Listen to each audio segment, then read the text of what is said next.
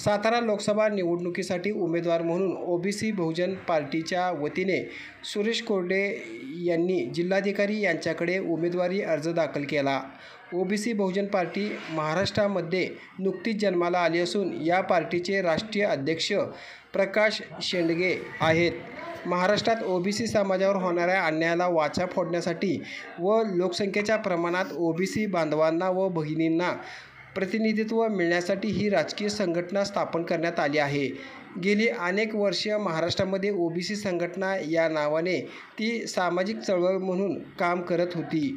महाराष्ट्रामध्ये ओबीसी बहुजन पार्टीचे एकूण 23 उमेदवार निवडणूक लढवत आहेत।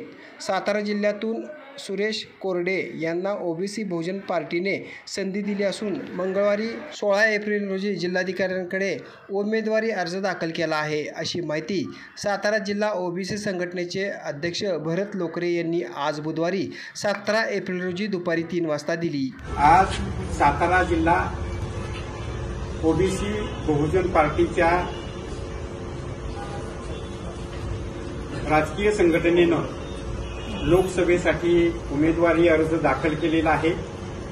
आमचे ओबीसी बहुजन पार्टीचे उमेदवार आदरणीय सुरेश कोरडे यांचा उमेदवारी आताच आम्ही सुपूर्द केलेला आहे। ओबीसीचा हा महाराष्ट्रातील 23वा अर्ज आहे। आमची ओबीसी बहुजन पार्टी निर्माण होऊन 4 महिने झाले। या 4 महिन्यामध्ये संपूर्ण महाराष्ट्रामध्ये आम्ही मोठ्या प्रमाणामध्ये कामाला लागलेलो आहोत आणि एकूण 23 अर्ज आम्ही महाराष्ट्रामध्ये दाखल केलेले आहेत। ओबीसी ही राजकीय संघटना जरी नवीन असली तरी आताच्या या लोकसभेच्या निवडणुकीमध्ये आम्ही मोठ्या प्रमाणात मतदान घेणार आहोत आणि याचं कारण असं आहे, याचं एकमेव कारण असं आहे की महाराष्ट्रामध्ये जरांगे जे काही काम करतायत ते जरांगे मराठ्यांचं काम करत नसून ते ओबीसीचं काम करतायत। जरांगेनं जे काम चालू केलेलं आहे ते सगळं ओबीसीचं आहे, म्हणून मी जरांगेंचं ओबीसी संघटनेच्या वतीनं जाहीरपणे आभार मानतो। जरांगे जेवढी आमच्यावरती टीका करेल, जरांगे ओबीसी विषयी जेवढं काही बोलेल तेवढा ओबीसी इकडे एकसंघ होतो आहे आणि तो आता राजकीय क्षेत्रामध्ये सुद्धा संघटित व्हायला लागलेला आहे आणि त्यामुळं त्या ठिकाणी ओबीसीची अस्मिता आता जागृत झालेली आहे। मोठ्या प्रमाणात ओबीसी संघटित झालेला आहे आणि या निवडणुकीला आम्ही सामोरे जात आहोत। या ठिकाणी संपूर्ण महाराष्ट्रभर ओबीसीच्या आरक्षणाच्या विषयी अनेक मुद्दे निर्माण झालेले आहेत। विदर्भामध्ये नंदुरबार, जालना वगैरे या भागामध्ये 105 नगरपंचायतीच्या निवडणुका, जिल्हा परिषदेच्या, स्थानिक स्वराज्य संस्थेतल्या निवडणुका ओबीसीच्या आरक्षणाविना झालेल्या आहेत। ओबीसीच्या आरक्षणाचा मुद्दा कोर्टामध्ये प्रलंबित आहे आणि आमचं आरक्षण जातंय की काय अशा अवस्थेमध्ये आहे। त्यामुळे सगळ्या महाराष्ट्रातला ओबीसी जागृत झालेला आहे आणि आरक्षण जरी गेलं तरी आम्ही आता मोठ्या प्रमाणात सत्तेमध्ये आमचे सहभाग झाला पाहिजे यासाठी ओबीसी आता तयार झालेला आहे आणि या उमेदवारी आम्ही आता देऊन मोठ्या प्रमाणात या ठिकाणी संपूर्ण महाराष्ट्रात प्रतिनिधित्व करण्यासाठी आमची माणसं लोकसभेमध्ये आम्ही पाठवणार आहोत।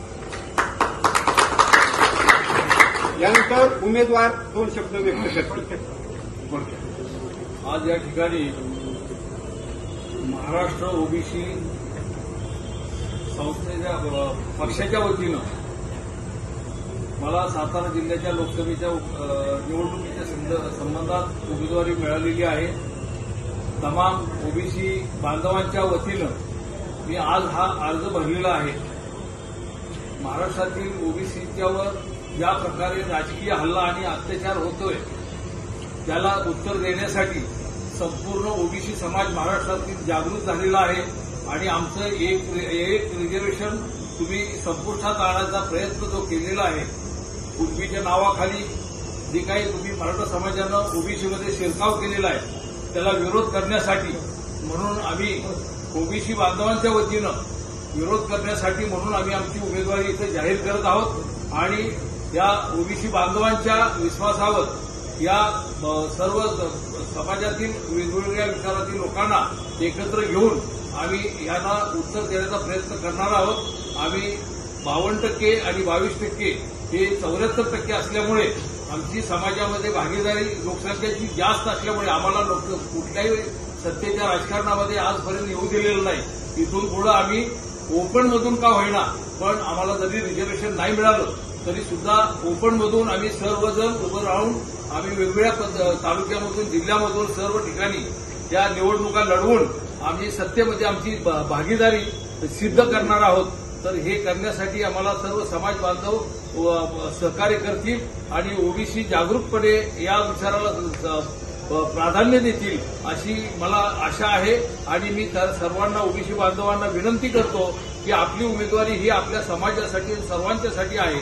तरी आपण सर्वांनी या उमेदवारीला मतदानातून सहकार्य करावं आणि लोकांना दाखवून द्यावं की आमची संख्या भारी आहे, आमची सत्तेमध्ये भागीदारी आवश्यक आहे आणि इथून पुढे तुम्ही जरी आम्हाला उमेदवारी दिली नाही तरी आम्ही आमच्या लोकशाही मार्गातून ही उमेदवारी सिद्ध करणार आहोत. एवढे बोलून मी माझे भाषण संपवतो आणि आपल्या सर्वांचे आभार मानतो. ओबीसी बहुजन पार्टीचा ओबीसी बहुजन पार्टीचा सुरेश कोल्हे तुम आगे बढ़ो, हम तुम्हारे साथ हैं. सुरेश कोल्हे तुम आगे बढ़ो, हम तुम्हारे साथ हैं. हम सब एक हैं. हम सब एक हैं.